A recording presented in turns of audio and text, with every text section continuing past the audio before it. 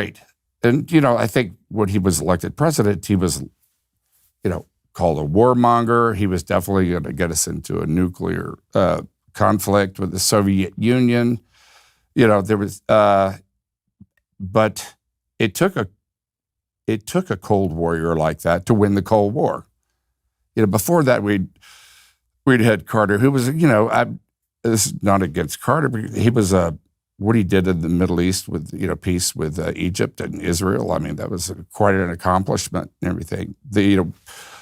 But with the Soviets, we had given away the B-1 bomber. We had appeased them. And America is sort of like that speech that you were talking about Reagan, has that innocence that we just want to be friends with everybody. That's a, natural thing for us to do. And we don't see why it couldn't be that way. And, appeal with reason.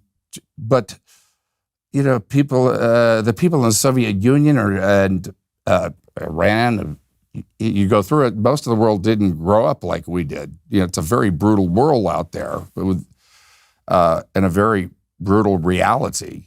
And when America is like that, or,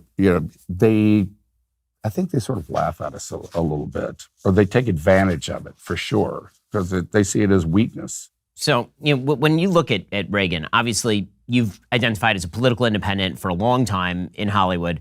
This election, you've said that you plan on supporting President Trump in the election.